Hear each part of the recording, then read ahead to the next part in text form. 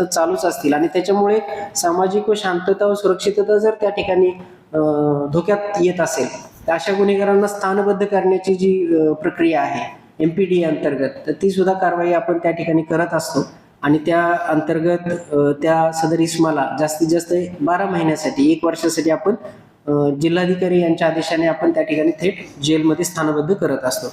या व्यतिरिक्त जे पिटी ऑफेन्सेस किंवा NC आहेत किंवा छोटे पिटी गुन्हे आहेत, मारामारी झालेली आहे, शिवीगाळ झालेली आहे, आपसातील वाद आहे आणि पुढे चालून ह्याच्यामध्ये काहीतरी गुन्हा होऊ शकतो. प्रामुख्याने शेतीचे वाद असतील, बांधाचे वाद असतील, शेजाऱ्यांचे वाद असतील किंवा मित्रमित्रांच्यात काही भांडणं असतील, मारामारी असतील, तर याच्या अनुषंगानं गुन्हेगारी त्यांची पार्श्वभूमी नाहीये, परंतु भविष्यात त्यांच्याकडनं एखादा गुन्हा होऊ शकतो. म्हणून त्या ठिकाणी BNSS अंतर्गत कलम 126 प्रमाणे त्या ठिकाणी प्रतिबंधक कारवाई केली जाते. ही प्रतिबंधक कारवाई ही बॉन्डच्या स्वरूपात असते, म्हणजे त्यांच्याकडनं एक जामीनपत्र त्या ठिकाणी घेतलं जातं, बंधपत्र घेतलं जातं की आम्ही कुठलाही गुन्हा करणार नाही किंवा कुठलाही कायदा हातात त्या ठिकाणी घेणार नाही आणि ह्याचे जे अधिकार आहेत ते संबंधित तहसीलदारांना किंवा ऍडिशनल SP ना सुद्धा हे अधिकार त्या ठिकाणी कायद्याने दिलेले आहेत कलम 126 BNSS प्रमाणे. आणि कलम 129 BNSS आहे, तर ज्याच्यामध्ये एखादा गुन्हा आहे आणि पुन्हा तो गुन्हा करू शकतो किंवा दुसरा गुन्हा जर त्यांनी केला, पर्टिक्युलरली प्रॉपर्टी ऑफेन्सेसच्या बाबतीत, तर त्याच्यामध्ये सुद्धा 129 प्रमाणे त्या ठिकाणी प्रतिबंधक कारवाई केली जाते. त्याच्यामध्ये बॉन्ड त्या ठिकाणी बंधपत्र लिहून घेतलं जातं आणि ही कारवाई सुद्धा जी आहे ती तहसीलदारांना किंवा ऍडिशनल SP ना त्या ठिकाणी करण्याचा अधिकार आहे. आणि शेवटची जी प्रतिबंधक कारवाई आहे तर ती सेक्शन 93, ज्याच्यामध्ये आपण जे दारू गाळणारे किंवा दारूची विक्री करणारे जे इसम आहेत, अशा इसमांच्या विरोधात आपण सेक्शन 93 प्रमाणे त्या ठिकाणी महाराष्ट्र दारूबंदी अधिनियमाचे सेक्शन 93 प्रमाणे त्या ठिकाणी प्रस्ताव सादर करत असतो आणि सदर SDM प्रांताधिकारी जे आहेत तर ते प्रांताधिकारी या प्रकरणामध्ये त्या ठिकाणी सुनावणी घेऊन त्यांच्याकडनं बंधपत्र घेतात आणि त्या बंधपत्र घेतल्यानंतर जर पुन्हा एकदा त्यांनी जर तशाच पद्धतीचं दारू विक्रीचा किंवा त्या दारू गाळण्याचा जर गुन्हा केला तर त्याच्यामध्ये त्यांनी जे काही बंधपत्रामध्ये जे दिलेलं असते तर ती अनामत जी आहे ती त्या ठिकाणी जप्त केली जाते किंवा मग जर ती त्यांनी भरली नाही तर त्याला त्या ठिकाणी जेलमध्ये सुद्धा पाठवण्याची प्रोव्हिजन आहे. परंतु या ज्या मी सांगितलं तसं महाराष्ट्र दारूबंदी अधिनियम सेक्शन 93 असेल, BNSS कलम 126 असेल, BNSS कलम 129 असेल, महाराष्ट्र पोलीस अधिनियम कलम 55, टोळी तडीपार कलम 56, इंडिव्हिज्युअल तडीपार कलम 57, दोषसिद्ध तडीपार आणि MPD स्थानबद्ध, तर ही जी सगळी जी प्रकरणं आहेत किंवा ह्या प्रिव्हेंटिव्ह कारवाया आहेत ह्या इंडिव्हिज्युअल पोलीस स्टेशनकडनं जे कारवाया केल्या जात होत्या तर त्याच्यामध्ये कुठेतरी सुसूत्रता त्या ठिकाणी असणं आवश्यक होतं. जिल्ह्याचा एकत्रित डेटा, क्युम्युलेटिव्ह डेटा जो आहे तर तो एकत्रित डेटा आपल्याकडे डेटा बँक त्या ठिकाणी असणं आवश्यकता त्याची निर्माण झाली होती आणि त्याच्यातनं त्यांच्यावर कठोरात कठोर प्रिव्हेंटिव्ह कारवाई होणं आणि मूळ ह्या सगळ्या कारवायांचा उद्देश गुन्हेगारी रोखणं किंवा गुन्ह्यांना आळा घालणं तर हा होता.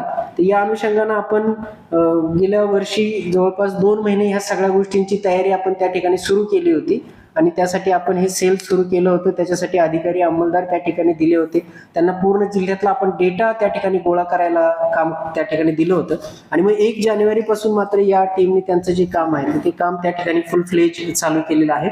आणि गेल्या 1.5 महिन्यातली आत्ताची जी आकडेवारी आहे जी मी आपल्याला आता सांगणार आहे तर ती, आणि त्याच्यानंतर जर समजा आपण तुलनात्मक जरी बघितलं तर ही आकडेवारी गेल्या 1.5 महिन्यात जी आहे तर जी वर्षानुवर्ष झालेली कारवाई नाही तर ती कारवाई आपण या 1.5 महिन्यामध्ये त्या ठिकाणी केलेली आहे. त्याच्यामध्ये प्रामुख्यानं BNSS 126 प्रमाणे जवळपास 1206 लोकांवर आपण या ठिकाणी प्रतिबंधक कारवाई त्या ठिकाणी केलेली आहे आणि त्यापैकी जवळपास 125 कारवाया ह्या ऍडिशनल SP यांनी केलेल्या आहेत. BNSS 129 प्रमाणे एकूण 40 व्यक्तींविरोधात आपण ही बंधपत्राची कारवाई केलेली आहे आणि त्या 40 पैकी 31 कारवाई या ऍडिशनल SP यांच्या समोर करण्यात आलेल्या आहेत. बाकी 9 ज्या आहेत त्या संबंधित तहसीलदारांकडे करण्यात आलेल्या आहेत. कलम 55 अंतर्गत एक टोळी तडीपारीचा प्रस्ताव आहे आणि त्याची आता सुनावणी त्या ठिकाणी सुरू आहे आणि सुनावणी अंती त्याच्यावर त्या ठिकाणी निर्णय होणार आहे. कलम 56 अंतर्गत आपण आतापर्यंत गेल्या 1.5 महिन्यामध्ये 8 तडीपारीचे प्रस्ताव त्या ठिकाणी सादर केलेले आहेत. त्यापैकी 3 प्रस्ताव अहमदपूर SDM यांच्याकडे, 3 प्रस्ताव लातूर SDM यांच्याकडे, 2 प्रस्ताव निलंगा SDM यांच्याकडे आपण हे सगळ्या पुढच्या कारवाईसाठी त्या ठिकाणी अग्रेषित केलेले आहेत. कलम 57 अंतर्गत जे दोषसिद्ध आहेत आणि पुन्हा तो तसाच गुन्हा करण्याची शक्यता आहे, अशा आरोपींच्या विरोधात जवळपास आपण 215 प्रकरणं या केवळ 1.5 महिन्यामध्ये त्या ठिकाणी आपण सादर केलेली आहेत. आणि ही 215 प्रकरणं आहेत ती SDM औसा यांच्याकडे 10, SDM लातूर यांच्याकडे 67, SDM निलंगा यांच्याकडे 87, SDM उदगीर यांच्याकडे 36, अशी एकूण 200 प्रकरणं जी आहेत ही 200 प्रकरणं आपण फक्त 1.5 महिन्यामध्ये या ठिकाणी सादर केलेली आहेत. आणि जर आपण आकडेवारी बघितलं तर 2024 मध्ये साधारणतः 24-25 प्रकरणं पूर्ण वर्षभरात सादर केली होती. 2025 मध्ये पण साधारणतः 24-25 प्रकरणं सादर केली गेली होती. आणि आता केवळ 1.5 महिन्यात ह्याची संख्या 200च्या पार गेलेली आहे. एवढ्या मोठ्या प्रमाणात आपण हे ज्या कारवाया ज्या आहेत ह्या कारवाया केलेल्या आहेत. त्या व्यतिरिक्त गेल्या 1.5 महिन्यामध्येच आपण MPDAचे 3 प्रस्ताव सादर केले होते की जे धोकादायक इसम आहेत, गंभीर गुन्हे सातत्याने करता येतात आणि त्यांना आता स्थानबद्ध करण्याशिवाय 1 वर्ष जेलमध्ये ठेवण्याशिवाय पर्याय राहिलेला नाही. असे 3 प्रस्ताव आपण त्या ठिकाणी सादर केले होते. आपला 1 प्रस्ताव रद्द झाला, परंतु 2 प्रस्ताव जे आहेत तर ते 2 प्रस्ताव आपले त्या ठिकाणी मंजूर झालेले आहेत माननीय जिल्हाधिकारी यांच्याकडनं. त्यापैकी एक इसम जो आहे श्याम सुरेश पवार, राहणार वरवंटी, जिल्हा लातूर, याला आता आपण ऑलरेडी 1 वर्षासाठी जेलमध्ये त्या ठिकाणी स्थानबद्ध करण्यात आलेले. आणि दुसरा एक प्रस्तावही कालच तो त्या ठिकाणी मंजूर करण्यात आलेला आहे आणि तो सुद्धा जो आरोपी आहे त्या आरोपीला आपण ताब्यात घेऊन त्यालाही आपण लवकरात लवकर त्या ठिकाणी जेलमध्ये 1 वर्षासाठी स्थानबद्ध करणार आहोत. अशा पद्धतीने ही संपूर्ण जी कारवाई आहे तर ही कारवाई या ठिकाणी या प्रिव्हेंटिव्ह सेलच्या माध्यमातून आता सुरू झालेली आहे. आज आपल्याकडे दाखल होणारा जो रोजचा जो गुन्हा आहे तर तो रोजचा गुन्हा DCRच्या आधारे तो गुन्हा ज्यावेळेस आपल्याकडे येतो त्यावेळेस आपण जे गुन्हेगार आहेत किंवा ज्याच्या विरोधात तो गुन्हा दाखल आहे त्याचं त्याच दिवशी प्रिव्हियस रेकॉर्ड त्या ठिकाणी चेक केलं जातं. पूर्वीचं काय रेकॉर्ड आहे का, पूर्वी जर काय रेकॉर्ड असेल तर त्याच्यावर काय प्रिव्हेंटिव्ह झालेली आहे आणि जर प्रिव्हेंटिव्ह झाल्यानंतरही हा गुन्हा केला असेल तर मग ब्रीच ऑफ बॉन्डची कारवाई असेल किंवा एक्स्टर्नमेंटची कारवाई असेल तर हा जो डे टू डे फॉलोअप आहे तर हा डे टू डे फॉलोअप आपण या ठिकाणी चालू केलेला आहे. आणि त्या व्यतिरिक्त अजून बरेचसे गुन्हेगार हे जेलमध्ये असतात आणि जेलमधून ज्यावेळेस ते गुन्हेगार जामिनावर बाहेर येतात तर ते जेल रिलीजच्या गुन्हेगारांवर सुद्धा प्रिव्हेंटिव्ह करण्याची आपल्याकडे प्रोव्हिजन आहे. आणि ती आपल्याकडे आजच्या घडीला 100% म्हणजे 1 जानेवारीपासून सुटलेला प्रत्येक आरोपी वर आता आपली 100% प्रिव्हेंटिव्ह ऍक्शन जी आहे ती झालेली आहे. हे करण्याचं कारण फक्त एवढंच आहे किंवा हे सिस्टीम सेट करण्याचं कारण एकच आहे की एकतर कुठल्याही गुन्हेगारानं पुनश्च कुठलाही गुन्हा करण्याचं त्या ठिकाणी धाडस करू नये आणि जर त्यांनी तसं काही केलं तर तो गुन्हा आणि त्या गुन्ह्याच्या तपासात त्याच्यावर जी कारवाई होईल ती होईलच, पण त्यासोबतच त्याच्यावर ही जी काही तडीपारीची कारवाई असेल किंवा त्याच्यावर जी काही स्थानबद्ध करण्याची कारवाई आहे ती सुद्धा होणं त्या ठिकाणी आवश्यक आहे. हे लक्षात घेता हा जो प्रिव्हेंटिव्ह सेल आहे तो प्रिव्हेंटिव्ह सेल आपण कार्यान्वित केलेला आहे आणि तो प्रिव्हेंटिव्ह सेल 1 जानेवारीपासून त्याचं कामकाज सुरू झालेलं आहे. आणि गेल्या 1.5 महिन्यामध्ये त्या प्रिव्हेंटिव्ह सेलने जी काही कारवाई केलेली आहे तर ती कारवाई मी आपल्या समोर या ठिकाणी सादर केलेली आहे. ते प्रस्ताव सादर केल्यानंतर त्याची संधी देणं आवश्यक असतं, त्यांना नोटीस काढणं आवश्यक असतं आणि नोटीस दिल्यानंतर एक रिझनेबल टाइम म्हणजे तो रिझनेबल टाइम असतो तर रिझनेबल टाइम मध्ये ती 1 सुनावणी 2 सुनावणी घेऊन त्यांना त्यांचं म्हणणं मांडायची संधी देऊन मग त्यामध्ये निर्णय घ्यायचा असतो. तर या अनुषंगानं आपण जिल्हाधिकारी महोदयांना त्या ठिकाणी विनंती केलेली आहे की बाबा आम्ही जे आता हे प्रस्ताव सादर करतो, आता पूर्वी कसं होतं की हे प्रस्ताव जायचे पण त्याचा फॉलो साठी जी स्वतंत्र यंत्रणा जी होती, आता हा जो प्रिव्हेंटिव्ह सेल आहे तर ह्या प्रिव्हेंटिव्ह सेलचं ते पण काम आहे की तुम्ही फक्त प्रस्ताव पाठवले म्हणजे आता तुम्ही नाही, तर हे preventive cell day to day बेसिसवर त्या संबंधितांशी फॉलोअप सुद्धा करणार आहे. म्हणजे आता समजा हे जे SDM ला पाठवलेले प्रस्ताव आहे तर ते डे टू डे बेसिसवर त्याच्या बाबत तुम्ही इतके प्रस्ताव आम्ही पाठवले होते, किती प्रस्तावांमध्ये नोटीस निघाल्या, किती प्रस्तावांमध्ये सुनावण्या झाल्या, किती प्रस्तावांमध्ये फायनल ऑर्डर झाल्या, तर हा जो फॉलोअप जो पोलीस स्टेशन स्तरावर होत नव्हता तो फॉलोअप आता ह्या प्रिव्हेंटिव्ह सेलकडनं त्या ठिकाणी ठेवला जाणार आहे. आणि त्यामुळे अपेक्षा आहे की इथून पुढच्या कालावधीमध्ये ह्या ऑर्डर्स ज्या आहेत, आता हे जे MPDच्या ऑर्डर्स सुद्धा ज्या 2 ऑर्डर्स निघालेले आहेत आपल्याला 1.5 महिन्यामध्ये 3 प्रस्तावात 2 ऑर्डर निघाल्या, त्याचं कारण आहे की प्रिव्हेंटिव्ह सेलचा फॉलो हे आपण डे टू डे बेसिसवर नाही, आता ते त्याच्यामध्ये नोटीस निघायला सुरू झालेले आहे. आता हे आपण प्रस्ताव जे पाठवलेले आहेत हे जानेवारीमध्ये पाठवले, जानेवारी आणि फेब्रुवारी म्हणजे हे रिसेंटली आता तिथे पोहोचलेले आहेत. आता इलेक्शन संपल्यामुळे आता त्यांनी ते सगळ्या प्रस्तावांना प्रायोरिटी द्यावी आणि ते लवकरात लवकर त्या प्रस्तावांवर जे काही निर्णय किंवा आदेश घ्यावेत अशासाठी आम्ही जिल्हाधिकारी महोदयांना त्या ठिकाणी विनंती केलेली आणि त्यांच्याकडनं सुद्धा त्या इन्स्ट्रक्शन्स त्या संबंधित प्रांताधिकाऱ्यांना दिलेले आहेत. नाही, त्याच्यात टाइम बाउंड ॲज सच नाहीये, परंतु रिझनेबल टाइम. नाही नाही नाही, त्याला देता येत नाहीत, त्या एवढ्या तारखा देता येत नाही त्याला.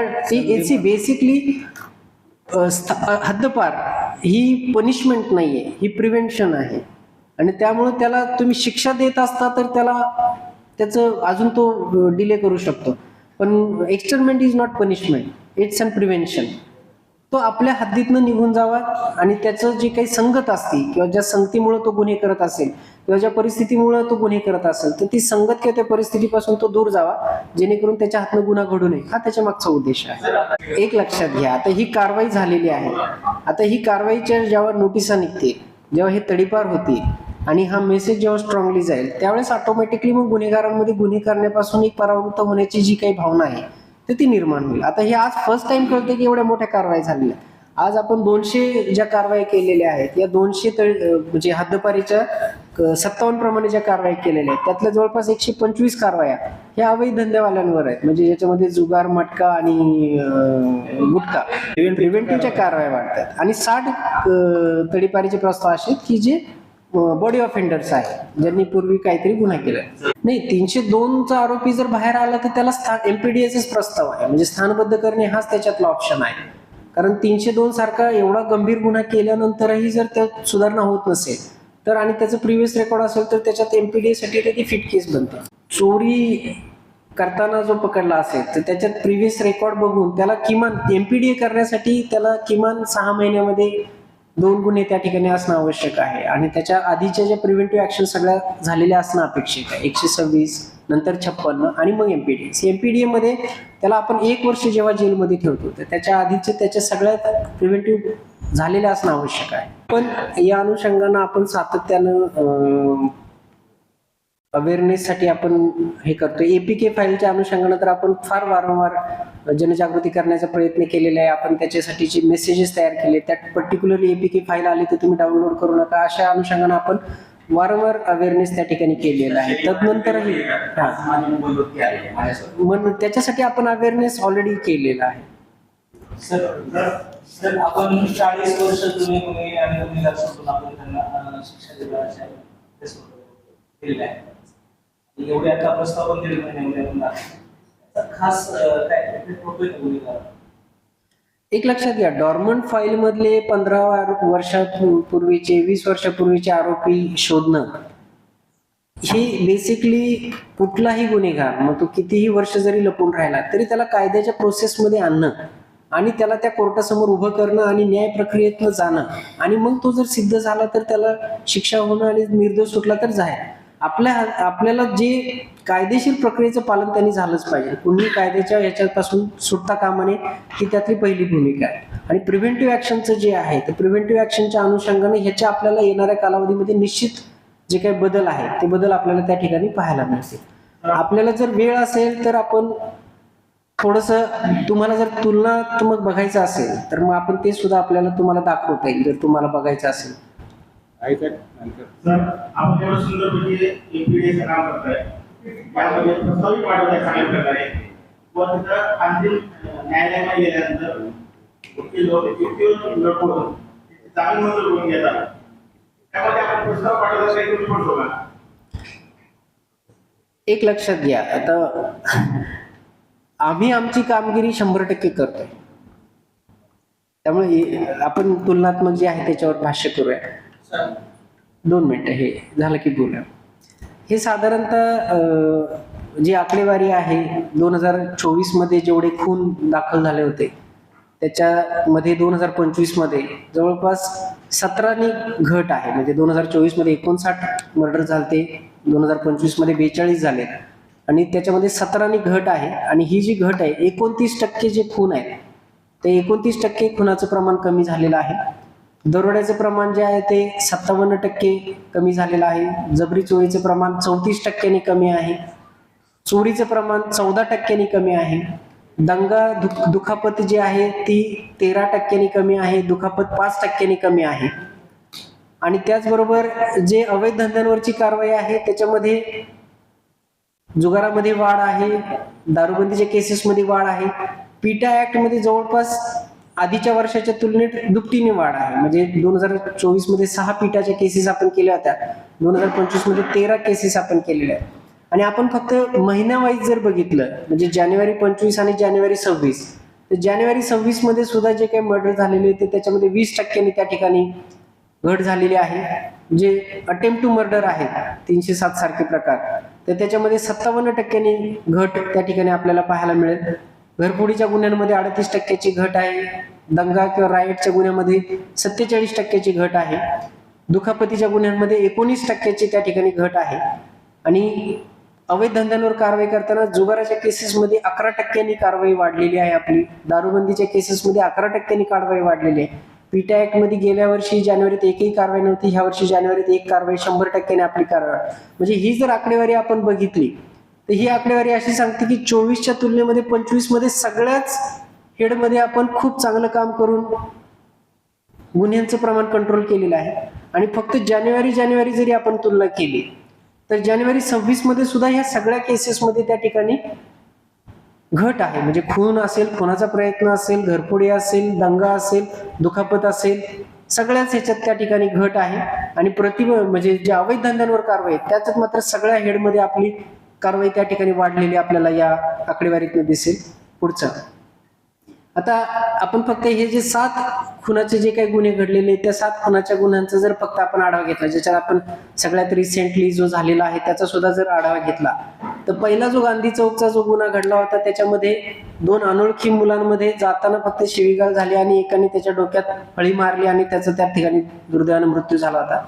MIDCचा जो गुन्हा आहे ज्याच्यामध्ये पती लवकर घरी आला नाही म्हणून आईनं चिडून तिच्या स्वतःच्याच मुलीचा त्या ठिकाणी भोगसून त्या ठिकाणी खून केलेला आहे. शिवाजीनगरला जो मजूर अड्ड्यावर जो झाला तो ते 2 मित्र होते, दोन्ही मित्र एकमेकांना दारू पाजत होते आणि त्या दिवशी तुम्हाला काल दारू नाही पाजली म्हणून मित्रांमध्ये ती घटना घडलेली आणि त्याच्यात तो खून झालेला आहे. उदगीर ग्रामीणचा जो गुन्हा आहे चौथा, तो सुद्धा मुलांनीच आपल्या आईला त्या ठिकाणी पोटात मारून आणि खाली आपटून डोकं आपटून दारू प्यायला पैसे दिले नाही म्हणून तो गुन्हा त्या ठिकाणी घडलेला आहे.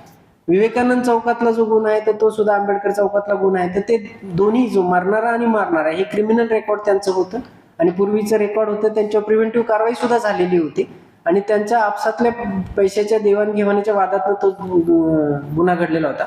6 नंबरचा लातूर ग्रामीणचा जो गुन्हा आहे ज्याच्यामध्ये मुलांनी वडिलांच्या छातीत त्या ठिकाणी स्टॅबिंग करून त्या ठिकाणी खून केला होता, तर ते सुद्धा आईला नीट सांभाळत नाही, औषधाला पैसे देत नाही म्हणून मुलाला राग आला आणि मुलाने ते केलं होतं.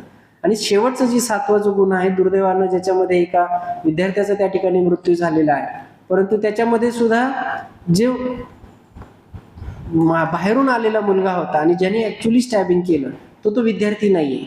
म्हणजे जे विद्यार्थी होते त्या विद्यार्थ्यांच्याकडे कोणाकडे शस्त्र नव्हतं, पण बाहेरून जो आला होता ज्याच्याकडे ते शस्त्र होतं आणि त्याने ते शस्त्राचा वापर केला आणि त्याच्यामध्ये हा गुन्हा घडला. हे सांगण्याचं तात्पर्य फक्त एवढंच आहे की हे 7ही गुन्हे बघितल्यानंतर तुमच्या असं लक्षात येईल की आपसी वाद म्हणजे आईने मुलीला मारलं, मुलांनी आईला मारलं, मुलांनी वडिलाला मारलं, मित्राने मित्राला मारलं किंवा अनोळखीमध्ये वादावादी झाली आणि हे झालं, तर अशा पद्धतीचे हे किंबहुना आंबेडकर चौकातला जो गुन्हा आहे तो सुद्धा ते क्रिमिनल्स होते आणि ते एकमेकांसोबत त्या ठिकाणी काही गुन्हेगारी कृत्य करायचे आणि त्यातनं त्यांच्या जे काही वाटपाचा किंवा देवाणघेवाणीचा विषय होता त्यातनं ती घटना घडलेली. एक्सेप्ट लाहोटी कॉलेजमधली जी घटना आहे आणि ती सुद्धा हॉस्टेलच्या आतमध्ये झालेली, हॉस्टेलच्या गेटला, आणि तो पळत रस्त्यावर आला आणि रस्त्यावरती दुर्दैवानं त्याचा त्या ठिकाणी मृत्यू झालेला आहे.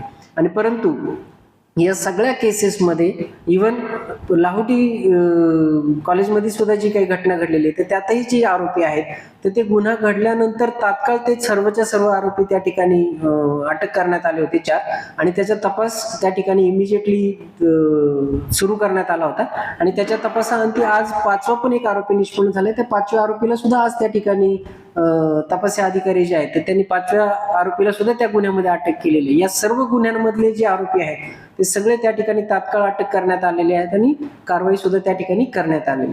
नेक्स्ट, आता हे जे प्रिव्हेंटिव्हच्या अनुषंगाने ह्याच्यावर तुम्ही फक्त नजर मारावी अशी माझी इच्छा आहे की हे जे पर्टिक्युलरली तुम्ही 126, 129 जर बघितल्या तर 24च्या तुलनेत 2025 मध्ये 129 मध्ये प्लस 656, 6% वाढ आपल्याला दिसेल. आणि जर फक्त मंथ वाईज केलं म्हणजे जानेवारी 25 आणि जानेवारी 26 ची जर तुलना केली तर पहिल्या लाईन मध्ये जर आपल्याला लक्षात आलं तर 61% 126च्या कारवाया वाढलेल्या आहेत. त्याच्यानंतर जवळपास 550% 129च्या कारवाया वाढलेल्या आहेत. 150% कलम 56च्या कारवाया आपण या फक्त 1.5 महिन्यामध्ये केलेल्या आहेत. कलम 57चा फरक बघा. कलम 57 2024 मध्ये 25 कारवाया होत्या. कलम म्हणजे 2025 मध्ये 23 कारवाया होत्या आणि या वर्षी जानेवारी एका महिन्यामध्ये 197 कारवाया आहेत. म्हणजे 2025 मधल्या कारवाया, 2024 मधल्या कारवाया आणि 2026च्या एका महिन्यातल्या कारवाया याची तुलना सुद्धा होणार नाही, इतक्या मोठ्या प्रमाणावर आपण ह्या कारवाया त्या ठिकाणी केलेल्या आहेत.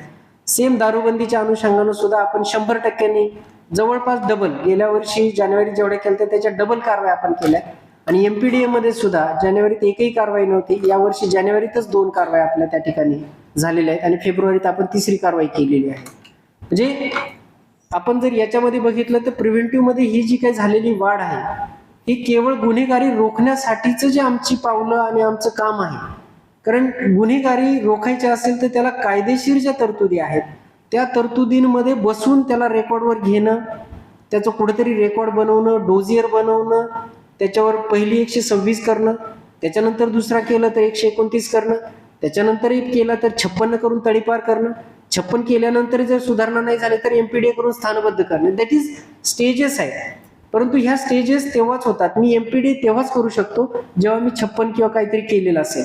मी 56 तेव्हाच करू शकतो जेव्हा मी 129 126 केलेलं असेल आणि मी 126च केली नाही आणि जर मी त्याला रेकॉर्डवर आणलंच नाही तर मग तो बेफाम राहतो. त्याला वाटतं की माझं काहीच होत नाही. म्हणजे गुन्हा होतो, गुन्ह्यात अटक होते, चार्जशीट होतं, पण प्रिव्हेंटिव्ह होणं म्हणजे एखादा गुन्हा घडल्यानंतर त्या गुन्ह्यात अटक झाली आणि तपास झाला आणि चार्जशीट झालं ते त्या गुन्ह्यापुरतं असतात. पण त्यांनी परत गुन्हा करू नये म्हणून जर काय महत्वाचं असेल तर हे महत्वाचं आहे, प्रिव्हेंटिव्ह, प्रतिबंधक. आणि ज्याच्यावर आता आम्ही सगळा जो फोकस आहे तो या प्रिव्हेंटिव्ह केलेला आहे. आणि त्यामुळे आज दाखल होणारा कुठलाही डीसीआरचा गुन्हा असेल तर त्या डीसीआरच्या गुन्ह्याच्या आरोपीचं रोज त्या ठिकाणी रेकॉर्ड अपडेट होतं आणि रोज एक्सेल शीटमध्ये त्याच्यामध्ये नाव आणि त्याच्यासमोर कुठला पोलीस स्टेशन कुठला गुन्हा आहे ते नोंद होते. आणि ज्यावेळेस नंतर एखादा परत गुन्हा दाखल झाला आणि ते फक्त सर्च मध्ये टाकलं लगेच कळतं की ह्याच्यावर प्रिव्हियस रेकॉर्ड, लगेच त्याच्यामध्ये ऍड होतं, लगेच त्याच्यावर प्रिव्हेंटिव्ह त्या ठिकाणी संपूर्ण पाठवली जाते. आता 2020 ते 2025 या कालावधीमध्ये जेवढे आरोपी होते 2020 ते 2025 ह्याच्यामध्ये जेवढे आरोपी होते त्यांचे 2+ होते, म्हणजे ज्याच्यावर 2 किंवा 2पेक्षा जास्त गुन्हे होते. अशा सर्व आरोपींची टोटल लिस्ट काढून त्यातल्या 95% आरोपींवर प्रिव्हेंटिव्ह कारवाई झालेली आहे आज, 95% आरोपींवर. आणि जे 5% शिल्लक आहेत ते आयदर जेलमध्ये आहेत किंवा मयत आहेत किंवा जिल्हा सोडून गेलेले आहेत. आणि जे जिल्ह्यात आहेत, जेलच्या बाहेर आहेत आणि जिवंत आहेत अशा 95% 2020 ते 2025 या कालावधीतल्या 2+ त्याची यादीच आपल्याकडे आहे या 2+ आणि ह्याच्यावर सगळ्यांवर प्रिव्हेंटिव्ह झाली. आणि प्रिव्हेंटिव्ह जी आहे ती मग स्टेजेस वाईज आहे, त्याचं गुन्ह्याचं स्वरूप काय आहे त्याप्रमाणे त्या प्रिव्हेंटिव्ह झालेल्या आहे. म्हणून ही आकडेवारी आपल्याला त्या ठिकाणी पाहायला मिळाली. नेक्स्ट, आणि ही मगाची आकडेवारी फक्त जानेवारीची होती. आता 19 फेब्रुवारी पर्यंतची जर आकडेवारी काढली त्याच्यामध्ये हद्दपारी 223 आहेत. आर्म्स ऍक्ट हे जे कोणी तलवार घेऊन फिरते, कोणी चाकू घेऊन फिरते, कोण कत्ती घेऊन फिरते, अशा 18 कारवाया ह्या केवळ आपल्या 1.5 महिन्यामध्ये आपण या ठिकाणी केलेल्या आहेत. जुगाराच्या 104 कारवाया आपण गुन्हे दाखल केलेले आहेत. दारूबंदीचे 265 गुन्हे या केवळ 1.5 महिन्यामध्ये आपण दाखल केलेले आहेत. तर इतक्या मोठ्या प्रमाणावर कारवाई जी आहे ती लातूर जिल्हा पोलीस करत आहे. नेक्स्ट, त्याबरोबर थोडंसं तुम्ही सर्व लातूरकर आहात, मी लातूरकर आहे, तर लातूर पोलीसच्या अनुषंगाने या गोष्टी सुद्धा तुम्हाला माहीत असणं, एक क्राईम रिपोर्टर म्हणून ह्या गोष्टी थोडंसं माहीत असतील तर त्याचा तुम्हाला निश्चित फायदा होईल की लातूर पोलीस नक्की कुठे आहे, राज्याच्या तुलनेमध्ये आपण कुठे आहोत. आज जानेवारी नवीन कायदे जेव्हापासून लागू झालेले आहेत जून 24 पासून, तर त्यानंतर ई साक्ष जी आहे तर ई साक्ष प्रणाली त्या ठिकाणी आलेली आहे. आणि ही ई साक्ष प्रणाली म्हणजे कुठलाही FIR जे आहे ते त्याचं व्हिडिओ रेकॉर्डिंग करणं, स्पॉट पंचनाम्याचं व्हिडिओ रेकॉर्डिंग करणं, जबाबाचं व्हिडिओ रेकॉर्डिंग करणं, त्याची फोटोग्राफी करणं, याला ई साक्ष म्हणतात. आणि ह्या ई साक्ष काढायच्या आणि त्या इमिजिएटली FIR ला लिंक केल्या जातात. कारण हे भविष्यामध्ये हे सगळं ऑनलाईन होणार आहे, हे सगळं ऑनलाईन होणार आहे. आणि ह्या ई साक्ष तुम्ही लिंक केलेल्या ह्या डायरेक्ट कोर्टाला बघता येणार आहेत. आणि त्यामुळे कुठलाही पंचनाम्यात जो पंच म्हणतो ना की मी नव्हतोच तिथं आणि पंच फितूर होणं वगैरे वगैरे, त्याची व्हिडिओग्राफी जर असेल आणि त्या व्हिडिओमध्ये जर पंच दिसत असेल तर तो फितूर होण्याचा प्रश्न राहणार नाही. उद्या बऱ्याच वेळा फिर्यादी म्हणतात की मी ही फिर्याद दिलीच नव्हती, पण त्याची फिर्यादच आम्ही व्हिडिओग्राफ करतो आणि ती ई साक्ष ती लिंक तयार करतो आणि ती FIR ला लिंक करतो. उद्या कोर्टासमोर त्याचं व्हिडिओ रेकॉर्डिंगच असतं. तो म्हणू शकत नाही की मी ही FIR दिली नाही. साक्षीदार हे म्हणू शकत नाही की मी हा जबाब दिला नाही. पंच हे म्हणू शकत नाही की मी पंचनाम्याला घटनास्थळी हजर नव्हतो. आणि म्हणून ही ई साक्ष प्रणाली आलेली आहे. आणि ही ई साक्ष प्रणाली ही आगामी कालावधीमध्ये संपूर्ण भारत देशामध्ये गुन्हा आणि ज्युडिशियल सिस्टीमसाठी एक अत्यंत मोलाचा पैलू त्या ठिकाणी असणार आहे.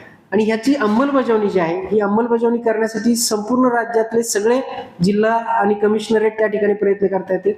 आपला लातूर जिल्हा या ई साक्ष प्रणालीमध्ये राज्यात पहिला आहे. आणि हे आपण गेल्या 2-3 महिन्यांपासून आपण कंटिन्यू टॉपला आहोत. कारण आपण प्रत्येक गुन्ह्यामध्ये ई साक्ष बनवणे, जास्तीत जास्त व्हिडिओ, जास्तीत जास्त फोटोज हे करण्यासाठी आपण खूप प्रयत्न त्या ठिकाणी करतो. जेणेकरून आपली इच्छा आहे की हे सगळे गुन्हे उद्या कोर्टात चालताना ह्या गुन्ह्यांना शिक्षा लागली पाहिजे. राज्यात आपण प्रथम स्थानावर आहोत, हे आमच्यासाठी आणि तुमच्या सगळ्यांसाठीच एक लातूरकर म्हणून आपल्यासाठी ही अभिमानाची बाब आहे. ईडार म्हणून एक नवीन सिस्टीम आहे ज्याच्यामध्ये कुठलाही गुन्हा घडला अपघाताचा, कुठलाही अपघात घडला तर त्या अपघाताच्या स्थळी जाऊन त्याची लॉन्जिट्यूड लॅटिट्यूड त्या ठिकाणी पाहायचे, त्याच्या ठिकाणी त्याचं तिथल्या तिथं त्याचं रेकॉर्डिंग करायचं आणि त्या ईडार सिस्टीममध्ये ते भरायचं असतं. ह्याची गरज याच्यासाठी की बाबा याच्यानुसार ऑल ओव्हर इंडियाचं जे पोर्टल आहे त्या पोर्टलवर समजा तुम्ही लातूर ओपन केलं तर लातूर जिल्ह्यामध्ये कुठे कुठे अपघात होत आहेत आणि अपघात प्रवण स्पॉट कुठे कुठे आहेत, तिथं कधी अपघात झालेले आहे, कुठला अपघात झालेला आहे, किती फेटल झालेले आहेत, कुठल्या वाहनांमध्ये अपघात झालेला आहे, ही सगळी इत्थंभूत माहिती जी आहे ती त्या ईडार प्रणालीवर आपल्यालाच नाही, ही पूर्ण देशातल्या केंद्रीय ज्या यंत्रणा आहेत म्हणजे NHA असतील किंवा ज्याच्यामध्ये समजा बऱ्याच वेळा रस्त्यामध्ये काही फॉल्ट असतो, वारंवार जर त्याच ठिकाणी अपघात होत असतील तर याचा अर्थ तो ब्लॅक स्पॉट आहे. पण मग हा ब्लॅक स्पॉट केव्हा आयडेंटिफाय होतो, जेव्हा ईडार मध्ये त्या ठिकाणी कंटिन्युअस अपघाताची नोंद जर झाली तर त्यांना तिथं बसल्या वेळेस कळतं की इथं या ठिकाणी स्पॉटवर अपघात व्हायला लागले आणि मग त्याच्यावर दुरुस्तीचे जे काही मेजर्स आहेत ते मेजर्स घेतले जातात. आता ती माहिती भरणं ही पोलिसांची जबाबदारी आहे, परंतु दुर्दैवाने हे भरली जात नव्हते. आपण ह्यामध्ये त्याच्यामध्ये कारवाई चालू केली कारण आपल्या जिल्ह्यामधले रस्ते चांगले झाल्यामुळं अपघाताचं प्रमाण वाढल्यामुळे फेटॅलिटीचं प्रमाण वाढले आणि ह्या फेटॅलिटीज होऊ नये, अपघातात कोणाचाही जीव जाऊ नये आणि म्हणून ही यंत्रणा आपल्याला उपयोगाची आहे. म्हणून या ईडार मध्ये 100% माहिती भरणारा लातूर हा जे एकमेव जिल्हा आहे संपूर्ण राज्यामध्ये आणि गेले 4 महिने झाला आपण एकमेव असा जिल्हा आहे की जो 100% माहिती भरतो. अपघात झाल्यानंतर पुढच्या 1 आठवड्याच्या आत ती माहिती ईडारवर त्या ठिकाणी भरलेली असते लातूर जिल्ह्याची. CCTNS मध्ये डेटा एंट्री जे आहे ते 2015 पासून सुरू झालेलं आपल्या सगळ्यांना कल्पना आहे. 2024-20 पासूनचे सगळ्या ज्या डेटा एंट्री जे आपल्या ऑलमोस्ट त्या ठिकाणी कंप्लीट झाल्या. 2025 मध्ये CCTNS मध्ये 100% एंट्री आपल्या लातूर जिल्हा पोलिसनी केलेली आहे आणि केवळ डेटा एंट्रीज करून आपण थांबलो नाही तर या CCTNS चा वापर करून जे गुन्ह्यांचा तपास आणि इतर गोष्टी आहेत त्याच्यामध्ये सलग ऑगस्ट, सप्टेंबर, ऑक्टोबर हे सलग 3 महिने आपण राज्यात 3ऱ्या क्रमांकावर होतो लातूर जिल्हा पोलीस या CCTNS मध्ये. आता आपल्या सगळ्यांना कल्पना असेल की नवीन कायदे आल्यानंतर या कायद्यांमध्ये जसं मगाशी तुम्ही म्हणत होतात की बाबा हे तडीपारीचं किती दिवसात करायचं ह्याला काही मुदत आहे का, आम्हाला तपासाची मुदत आता फायनल आहे. आम्हाला जर 60 दिवसाच्या आत JMFC ट्रायबल असेल तर 60 दिवसाच्या आत तपास पूर्ण झाला पाहिजे, सेशन ट्रायबल असेल तर 90 दिवसाच्या आत तपास पूर्ण झाला पाहिजे. पण सुरुवातीला हे जी सीमा होती किंवा ही मुदत होती ही कुणीही बारकाईने त्या ठिकाणी पाळत नव्हतं आणि म्हणून जे गुन्हे तपासावर पेंडिंग 4 महिने झाले, 6 महिने झाले, 8 महिने झाले तरी तपास जे होत नव्हते. आता 60 दिवसाच्या तपास पूर्ण करण्याचं आता आपलं प्रमाण जे आहे ते 74%, ऑलमोस्ट 75% जे गुन्हे आहेत ते 60 दिवसाच्या आपण निर्गती करतोय. 96% गुन्हे असे आहेत 90 दिवसाच्या वरचे की जे 96% गुन्हे जे आहेत ते 90 दिवसाच्या आत आपण चार्जशीट करतोय. याचा उद्देश एवढाच आहे की तपास वेळेत झाला पाहिजे, तपास तातडीनं झाला पाहिजे, वेळेच्या आत त्याचं चार्जशीट कोर्टात गेलं पाहिजे, जेणेकरून त्याच्यामध्ये लवकरात लवकर ट्रायल होईल, आरोपीला त्या ठिकाणी शिक्षा होईल आणि जो फिर्यादी त्याला न्याय मिळेल. तर हे प्रमाण सुद्धा जे आहे ते आपल्या पूर्ण परिक्षेत्रामध्ये लातूर जिल्हा अव्वल स्थानावर आहे. इट्सो महिलांच्या विषयीचे जे पण गुन्हे होतात तर त्याच्यासाठी एक स्वतंत्र पोर्टल आहे आणि त्या पोर्टलमध्ये ही माहिती त्या ठिकाणी भरणं आवश्यक असतं आणि त्याच्यावर मॉनिटरिंग असतं की इट्सो मध्ये गुन्हा आहे तर ते साधारणतः ठराविक दिवसानंतर आम्हाला सगळ्यांना मेसेज येतात की हा गुन्हा 40 दिवसाच्या वर चाललाय, हा गुन्हा 50 दिवसाच्या वर चाललाय, हा गुन्हा 55 दिवसाच्या वर चाललाय. आपलं या इट्सो मध्ये गुन्ह्याचं प्रमाण निर्गतीचं 60 दिवसाच्या आत निर्गतीचं प्रमाण 100%. आपण महिलांच्या विषयीचा एकही गुन्हा 60 दिवसाच्या वर जाऊच देत नाही. त्याच्यामुळे आपलं ते प्रमाण 100%. जे FSL आहेत आपल्याकडे, आता FSLच्या टीम आलेल्या आहेत आपल्याकडे, जवळपास 3 FSLच्या लॅब कार्यरत आहे आणि त्याचा वापर करून स्पॉटवरनं जास्तीत जास्त फॉरेन्सिक एव्हिडन्स गोळा करण्यासाठी त्या टीमचा वापर करा म्हणून आपल्याला सूचना आहे. आपल्या 100% ज्या 7 वर्षापेक्षा किंवा 10 वर्षापेक्षा शिक्षेचे गुन्हे 100% FSL टीमचा वापर आपण त्या ठिकाणी करतोय. हे फिर्यादीचा मुद्देमाल परत करण्याच्या बाबतीत आपला राज्यात 5वा क्रमांक आहे. आपण फिर्यादीला मुद्देमाल लवकरात लवकर परत देण्यासाठी आपण पाठपुरावा करतो. नाफीस एक आपल्याला असं वाटतं की लातूर एवढा छोटा जिल्हा आहे, पण एक छोटा जिल्हा राज्यात म्हणजे मोठमोठ्या कमिशनरेटला सुद्धा आपण मागे टाकलेलं आहे आपल्या या फिंगरप्रिंटच्या ट्रेसिंगमध्ये. म्हणजे जरी आपल्याकडे गुन्ह्यांचं प्रमाण कमी आहे, चोरी, घरफोडी किंवा दरोड्याच्या अनुषंगानं, पण तरी सुद्धा आपली टीम इतकी ऍक्टिव्ह आहे की प्रत्येक गुन्ह्याला भेट देते. त्या ठिकाणी बारकाईनं ते एक फिंगरप्रिंट आपण ट्रेस करायचा प्रयत्न करतो आणि त्यातनं आपण ते आरोपी निष्पन्न करायचा प्रयत्न करतो, गुन्हे उघडकीस आणायचा प्रयत्न करतो. आणि मला हे सांगायला आनंद आहे की लातूर जिल्हा हा मुंबई पुण्यासारख्या कमिशनरेट पेक्षा सुद्धा आपलं फिंगरप्रिंट ट्रेसिंग, चान्स प्रिंट ट्रेसिंगचं प्रमाण राज्यात अव्वल आहे. संपूर्ण राज्यामध्ये एक छोटा जिल्हा असून सुद्धा आपलं प्रमाण, गुन्हे कमी आहेत, पोलीस स्टेशन्स कमी आहेत, तरी सुद्धा आपण राज्यात सगळ्या आयुक्तालयांपेक्षा आणि सगळ्या जिल्ह्यांपेक्षा आपल्या जिल्ह्याचं हे प्रमाण जे आहे ते हायएस्ट आहे. नेक्स्ट, त्यानंतर हे काही वेगवेगळे उपक्रम होते. आपल्या सगळ्यांना कल्पना आहे, आपण सगळे या उपक्रमांचे साक्षीदार आहात. आपण सुद्धा याला खूप मोठ्या प्रमाणावर त्या ठिकाणी प्रसिद्धी दिलेली आहे. त्याच्यामध्ये प्रामुख्याने पोलीस विद्यार्थी संवाद आपण 19 नोव्हेंबर ते 30 जानेवारी या कालावधीमध्ये जवळपास 362 शाळा, 100 महाविद्यालय आणि 46 कोचिंग क्लासेसमध्ये जवळपास 1,17,000 विद्यार्थ्यांपर्यंत आपण पोहोचलेलो आहोत. आणि त्यांना हे जे सायबर अवेअरनेस आहे हे तुम्ही कुठल्याही, आता आपल्याला कदाचित कल्पना नाही, मगाशी तुम्ही सायबरचा प्रश्न विचारला, पण कुठल्याही विद्यार्थ्याला विचारलं तर त्याला माहिती आहे APK फाईल डाउनलोड नाही करायची, कारण आपण त्यांच्यापर्यंत पोहोचलो. आपण पॉस्कोच्या अनुषंगानं, गुड टच बॅड टचच्या अनुषंगानं, NDPS अनुषंगानं, से नो टू ड्रगच्या अनुषंगानं जवळपास, आणि तरी या पिरियडमध्ये आपण सर्वजण इलेक्शनमध्ये आम्ही बिझी होतो.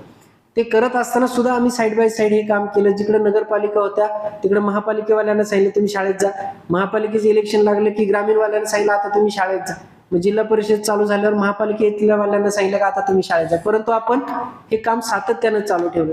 तुमच्या सगळ्यांच्या सहकार्यामुळं आणि तुम्ही केलेल्या जनजागृतीमुळं लातूर जिल्हा डॉल्बी मुक्त केला आपण सगळ्यांनी मिळून, आणि हे सगळ्याचं श्रेय तुम्हालाही तेवढंच आहे, कारण तुम्ही सगळ्यांनी त्याच्यामध्ये एक सकारात्मक भूमिका मांडली की लातूर जिल्हा डॉल्बी मुक्त झाला पाहिजे. आणि तो केवळ गणपतीपुरता नाही झाला, तर तुम्ही साक्षीदार आहात की तो गणपतीपासून आता सुरूच आहे आणि तो आता सातत्याने डॉल्बी मुक्त आपण त्या ठिकाणी करत आणलेला आहे, किंबहुना तो झालेला आहे. आता काही लोकांनी गणपतीत ऐकलं नव्हतं, त्याच्यावर आपण कायदेशीर प्रक्रिया जी काही ती केलेली आहे. शिवजयंतीमध्ये आपल्याला सगळ्यांना कल्पना आहे की आपणही त्याचा पाठपुरावा केला, आम्ही त्याच्यामध्ये बैठका घेतल्या आणि त्याचं आपल्याला यश म्हणजे जी शिवजयंतीची जी काही मोटरसायकल रॅली होती तर ती रॅली त्या ठिकाणी बंद झाली. आणि ती केवळ शिवजयंती नाही तर त्याच्यानंतर ईद ए मिलादुन नबीची पण जे आयोजक होते त्यांनी सुद्धा लेखी आपल्याला दिले की आता आम्ही पण रॅली या ठिकाणी काढणार नाही. ही सुद्धा आपल्या लातूरकरांसाठी एक जमेची बाजू आहे. आपले लातूर सुरक्षित लातूर हा आपण गणपतीच्या वेळेस आपण उपक्रम सुरू केला होता आणि त्यानंतर आपण वेगवेगळ्या कारणाने लोकांना आवाहन करत असतो. तर लातूर जिल्ह्यामध्ये जवळपास 510 CCTV कॅमेरे जे आहेत ते CCTV कॅमेरे जे आहेत ते आपण त्या ठिकाणी जिल्ह्यात वेगवेगळ्या ठिकाणी लावून घेतलेले आहेत. आणि एक सामाजिक बांधिलकी म्हणजे हे करत असतानाच कम्युनिटी पोलिसिंग मध्ये आपल्या जिल्ह्यामध्ये जेव्हा नैसर्गिक आपत्ती मोठ्या प्रमाणावर आली होती तर त्यावेळेस पोलीस विभागाने एक सामाजिक बांधिलकी, एक आपली उत्तरदायित्व म्हणून या परिस्थितीमध्ये सुद्धा लोकांपर्यंत पोहोचून, शेतावर पोहोचून, गावात पोहोचून त्या ठिकाणी त्यांच्या परीने जे जे करता येणं शक्य होतं ते केलं. परंतु ते फक्त आपण कधीही पुढे त्याची प्रसिद्धी आणि पब्लिसिटी आपण कधीच केली नाही, कारण आपली इच्छा फक्त सामाजिक बांधिलकी जपणं होतं, त्याची पब्लिसिटी करणं हा आपला त्याच्यामध्ये कधीच उद्देश नव्हता. नेक्स्ट, या अनुषंगाने हे काही फोटो आहेत. म्हणजे आपण केवळ हे शहरापुरतच नाही, आपण खेड्यापाड्यात जाऊन सुद्धा छोट्या छोट्या शाळा, जिल्हा परिषद शाळांमध्ये सुद्धा आपण त्या ठिकाणी हे उपक्रम राबवलेले आहेत, पोलीस विद्यार्थी संवादाचे. नेक्स्ट, हे डीजे आणि डॉल्बी, मी म्हणलं की हे सगळं जे झालेलं हे तुमच्या सहकार्याने झालेलं आहे. तुम्ही जर ह्याच्यामध्ये पुढाकार घेतला नसता, तुम्ही जर अशा पद्धतीचं वातावरण तयार केलं नसतं, तर हे डीजे डॉल्बी मुक्त होणं अशक्य होतं. परंतु सर्व पत्रकार बांधवांनी, मीडियानी त्याच्यामध्ये सकारात्मक भूमिका घेतली आणि आपण हा जो काही डीजे डॉल्बीचा जो काही त्रास होता त्यातनं आपण मुक्त झालेलो आहोत. नेक्स्ट, हे सीसीटीव्ही सुद्धा, म्हणजे आम्ही आव्हान केलं, पण आमचं आव्हान जनतेपर्यंत तुम्ही पोहोचवलं आणि तुम्ही ते पोहोचवलं म्हणून त्याच्यामध्ये आपल्याला एवढं यश त्या ठिकाणी आलेलं आहे. आणि आज आपण जवळपास 510 सीसीटीव्ही कॅमेरे जे आहेत ते आपण या जिल्ह्यामध्ये वेगवेगळ्या ठिकाणी लावलेले आहेत. नेक्स्ट, त्याच्यानंतर हे रॅली सुद्धा जे आहे तिथे रॅलीला सुद्धा आपण सर्वांनी मिळून त्या ठिकाणी चांगलं त्याचं स्वागत केलेलं आहे आणि आपल्या सगळ्यांनाच निश्चित हे चांगली एक आपली जमेची बाजू म्हणता येईल. नेक्स्ट, आणि हे वेगवेगळ्या खेड्यापाड्यातले, कुठं पूलची कठडा वाहून गेला होता, कुठं बांधातलं पाणी वाहून गेलं होतं, कुठं लोकांमध्ये अत्यंत निराशेची भावना होती, पण त्या परिस्थितीमध्ये आपण त्या प्रत्येक ठिकाणी जाऊन त्यांना जे जे म्हणून शक्य होईल ते आपण करण्याचा त्या ठिकाणी प्रयत्न केलाय. हे फोटोज यापूर्वी कधीही तुम्हाला दाखवण्यात आले नाही, कारण त्याचं कारण एकच होतं की आपण हे पब्लिसिटीसाठी केलंच नव्हतं. आपण ही फक्त एक सामाजिक बांधिलकी म्हणून, आणि हे माझ्या 23 पोलीस स्टेशनच्या सगळ्या प्रभारी अधिकाऱ्यांनी, सगळ्या DYSPनी, बीट अंमलदारांपासून सगळे लोक त्या पूर्ण आठवडाभर गावागावांमध्ये फिरत होते आणि तुम्हाला काय मदत करू. मग काही ठिकाणी पाण्याचे टँकर पाहिजे होते, काही ठिकाणी लाईटीचे खांब लावून पाहिजे होते, काही ठिकाणी आता हे जे आपल्याला दिसते ते डबरं पडलेलं त्या पुलाच्या तिथं, तर आम्ही पाहिल्यानंतर पुढच्या 3 तासामध्ये तिथं डंपरनी मुरून पोलिसांनी त्या ठिकाणी खाली करून रोलिंग करून तो रस्ता 2 तासात सुरू करून दिला होता. म्हणजे अशा पद्धतीची जे सामाजिक उपक्रम जे आहेत ते सुद्धा सामाजिक उपक्रम आपण त्या ठिकाणी सातत्याने केलेले, केवळ एवढ्यासाठी की लातूर जिल्हा पोलिसांची लातूरकरांविषयीची जी सामाजिक बांधिलकी ती जपण्याचा आपण त्या ठिकाणी सातत्याने प्रयत्न केला. नेक्स्ट, त्याचबरोबर आता येणाऱ्या कालावधीमध्ये आपण प्रामुख्याने लातूर शहरामध्ये QR code scanning based police patrolling सुरू करत आहोत आणि ज्याच्यामध्ये आपण या शहरामध्ये जवळपास 100 ठिकाणी QR कोड आपण लावणार आहोत आणि आपली प्रत्येक मार्शल जी आहे तर ती ठराविक वेळानंतर तो QR कोड त्या ठिकाणी स्कॅन करेल, जेणेकरून त्याचं पेट्रोलिंग जे आहे ते शहरामध्ये सातत्यानं कंटिन्युअस पेट्रोलिंग होईल आणि तो QR कोड किती वाजता स्कॅन केला, कोणी स्कॅन केला हे सुद्धा आपल्याला डॅशबोर्डवर इथं बसून आपल्याला कळणार आहे. तर त्याच्यासाठी आता आपलं काम सुरू झालेलं आहे. शहराच्या सीसीटीव्हीच्या अनुषंगानं आपण त्या ठिकाणी एक मोठा प्रस्ताव शासनाकडे सादर केलेला आहे आणि प्रिव्हेंटिव्ह सीलचं मी आपल्याला सांगितलेलं आहे. नेक्स्ट, तर ही ओव्हरऑल हे तुम्हाला अवगत करण्याचं कारण फक्त एवढंच असतं की बऱ्याच वेळा आम्ही आमच्या कामाच्या ओघात किंवा आम्ही काम करत असतो आणि ते काम करत असताना आपल्याला काहीतरी चांगलं करायचंय किंवा आपल्याला त्यातनं काहीतरी चांगलं साध्य करायचंय. आज आपण लातूरमध्ये आहोत, लातूरमध्ये आपल्याला काम करायची संधी मिळाली तर आपण लातूरकर आहोत. हे माझं शहर आहे, हा माझा जिल्हा आहे आणि या जिल्ह्यासाठी काम करणं ही माझी जबाबदारी आहे. मी या जिल्ह्याचा सेवक आहे आणि याच भावनेनं आम्ही सर्व काम करत असतो. एखादी घटना दुर्दैवाने घडते, एखादा गुन्हा दुर्दैवाने घडतो आणि तो घडल्यानंतर त्याला तात्काळ पोलीस त्या ठिकाणी कारवाई करतात, त्याच्यामध्ये तपास करतात, आरोपीला अटक करतात, कायदेशीर प्रक्रिया पूर्ण होते. परंतु मी म्हणलं तसं की आता आमचं जे पुढचं जे विजन आहे, आमची जी पुढची जी स्टेप आहे ते गुन्हा घडू नये म्हणूनची आमची तयारी आहे. हे जे सगळं प्रिव्हेंटिव्ह सेल आहे हे गुन्हा घडू नये म्हणून आहे आणि जर हे गुन्हे घडलेच नाही तर आपोआप आमचा जो उद्देश आहे शांत लातूर, सुरक्षित लातूर, आपलं लातूर, तो आपोआप याच्यातनं साध्य होणार आहे. आणि ते आम्हाला खात्री आहे की येणाऱ्या कालावधीमध्ये आम्ही ह्या ज्या काही प्रिव्हेंटिव्ह केसेस करत आहोत त्या प्रिव्हेंटिव्ह केसेस त्या ठिकाणी निश्चित त्याचं जे काही फळं आहे ती फळं आपल्याला बघायला मिळतील. आणि तुमचं यापूर्वी सुद्धा प्रत्येक उपक्रमामध्ये, चांगल्या उपक्रमांमध्ये सहकार्य राहिलेलं आहे आणि इथून पुढे तुमचं सहकार्य अशाच पद्धतीने राहील अशीच मी या ठिकाणी अपेक्षा व्यक्त करतो. आणि या अनुषंगानं आपण सर्वजण उपस्थित राहण्याचं स्वागत आहे. आपण दिलेल्या सूचनेप्रमाणे आता सिटी SDPO यांनी म्हणजे आता आम्ही सगळ्यांनीच या गोष्टींचा खूप गांभीर्यपूर्वक विचार केलेला आहे. आपल्याला कल्पना आहे की नोव्हेंबरमध्ये 4 नोव्हेंबरला ज्या नगरपालिका, नंतर महापालिका, नंतर जिल्हा परिषदा म्हणजे एक आचारसंहिता संपत नाही तोपर्यंत दुसरी लागली होती आणि 7 वर्षानंतर 8 वर्षानंतर ह्या निवडणुका होत होत्या. आपण सगळे साक्षीदार आहात की या संपूर्ण निवडणुका या संपूर्ण जिल्हाभर अत्यंत शांततेत म्हणजे काही क्वचित अपवाद वगळता अत्यंत शांततेमध्ये ह्या बॅक टू बॅक आलेल्या निवडणुका होत्या, त्या आपण यशस्वीरित्या त्या ठिकाणी पार पाडलेल्या आहे. आपली यंत्रणा ही त्याच्यामध्ये पूर्णपणे त्या ठिकाणी बिझी होती. परंतु त्याचा अर्थ असा नाही की आम्ही जस्टिफाय करतोय स्वतःला. त्याचा अर्थ एवढाच आहे की त्यामुळे जे ह्या ज्या तुमच्या ज्या अपेक्षा आहेत की पेट्रोलिंग व्हायला पाहिजे, डीबीचा वचक असला पाहिजे, पोलिसांनी फिरलं पाहिजे, ती रास्त आहे. आणि आता आम्ही ह्या सगळ्यातनं मोकळे झाल्यामुळे आता आमचा सगळा फोकस त्याच्यावरच असणार आहे. आणि त्याच्यामध्ये तुमच्या ह्या ज्या सूचना आहेत त्या सूचना त्या निश्चित त्या ठिकाणी पाळल्या जातील. आपल्याला कल्पना आहे, आपण आता गेल्या 3-4 दिवसापासून तुम्ही पाहतात की हे आपण जे मुद्दा मांडला तो एकदम रास्त आहे. आणि त्या निमित्ताने मी एवढंच सांगेल की येणाऱ्या कालावधीमध्ये तुम्हाला याच्यात 100% फरक जाणवेल म्हणण्यापेक्षा दिसेल.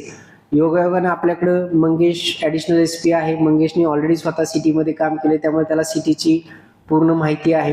समीर, त्यालाही आता जवळपास 6-7 महिने होऊन गेलेले आहेत आणि त्यांनी सुद्धा गणपती, नवरात्र, त्याच्यानंतर 3 इलेक्शन्स त्यांनी केलेले आहेत, त्यामुळे त्यालाही आता शहराचा पूर्ण अंदाज आलेला आहे. आणि त्यामुळे आता शहराची गरज ओळखून तुमच्या सूचना, लातूरकरांच्या अपेक्षेप्रमाणे कोम्बिंग असेल, नाकाबंदी असेल, फूट पेट्रोलिंग असेल, व्हिजिबल पेट्रोलिंग असेल किंवा इतर ज्या कारवाई त्या आपल्याला येणाऱ्या कालावधीमध्ये निश्चित पाहायला मिळतील. गेल्या 2-3 दिवसामधलंच मी सांगतो तुम्हाला की आपण जवळपास 60-65 मोटरसायकलवर त्या ठिकाणी कारवाई करून त्याच्यामध्ये कारवाई केली. त्याच्यानंतर आपण त्यामध्ये आर्म्स ॲक्टचे जे केसेस आहे जवळपास 10 ते 12 केसेस ह्या गेल्या 3 दिवसातल्या आहेत. त्याच्यानंतर कालच आपण ट्युशन एरियामध्ये सुद्धा त्या ठिकाणी कोम्बिंग ऑपरेशन केलेलं आहे. रोज कुठे ना कुठेतरी पर्टिक्युलरली लातूर शहर हे शांत आहे, सुरक्षित आहे आणि ते शांत आणि सुरक्षितच राहील. याच्यासाठी आता आम्ही सुद्धा आमची जी काही जबाबदारी आहे ती जबाबदारी त्या ठिकाणी पूर्ण करणार आहोत. या अनुषंगानं मी आपल्याला फक्त एवढंच सांगू इच्छितो की तुमच्या ज्या सूचना आहेत त्या तुमच्या सूचनाचं स्वागत आहे. तुम्हाला जे वाटतं किंवा तुम्हाला जे सुचवा वाटतं ते कृपया तुम्ही आम्हाला थेट फोन करून किंवा मेसेज करून जरी सुचवलं किंवा तुमच्या निदर्शनास एखादी गोष्ट पाहण्यात आली आणि जे फोन करून मेसेज करून जरी तुम्ही आमच्यापर्यंत पोहोचवले तर त्याचा इमिजिएटली कॉग्निझन्स त्या ठिकाणी घेतला जाईल. कारण आता आपल्याला मी म्हणलं तसं की निवडणुका आणि बंदोबस्त आणि या सगळ्यातनं आता आपण फ्री आहोत आणि आपण आता ह्या बेसिक पोलिसिंगवरच त्या ठिकाणी आपण हे करणार आहोत. राहिला प्रश्न लोकांमध्ये जी काही भावना निर्माण झालेली आहे आणि लोकांमध्ये एक सुरक्षिततेची भावना निर्माण करण्याची जी गरज आहे, तर मी आपल्याला विनंती करेन की मी आपल्यापर्यंत हे दाखवू शकतो, आपल्याला हे समजून सांगू शकतो, पण मी लोकांपर्यंत हे प्रत्येकाला हे सांगू शकत नाही. तर आता तुम्हीच आमचे काय म्हणतात त्याला दूत आहात आणि तुम्ही आमची काय इमेज पोहोचवणार आहात आणि तुम्ही लातूरकरांना कसं सुरक्षित असल्याची एक भावना निर्माण करणार आहात हे तुमच्या हातात आहे. मी फक्त या निमित्ताने एकच आग्रहाची विनंती सर्वांना करेन की वैयक्तिक माझ्याविषयी तुम्हाला जर एखादी गोष्ट खटकली, एखाद्या गोष्टीचा राग आला, नाही आवडली, तर तुम्ही मला व्यक्तिशः बोला. मला काही ठीक आहे, मी चुकलो असेल तर मला काही वाईट वाटणार नाही. माझं कोण पोलीस विभागामध्ये जर तुम्हाला काही बोलायचं असेल तर पोलीस विभागाविषयी तुम्ही बोला. पण जेव्हा लातूर विषयी बोलाल तेव्हा कृपया एकच विनंती आहे की लातूर सुरक्षित आहे, लातूर सुरक्षितच राहील, पण आपण लातूरचं चित्र तसं निर्माण होऊ नये याच्यासाठी आपल्या सगळ्यांची जबाबदारी आहे. लातूर हे सुरक्षित आहे आणि आमचा राग आमच्यावर काढा, पण आमचा राग लातूरवर नका काढा.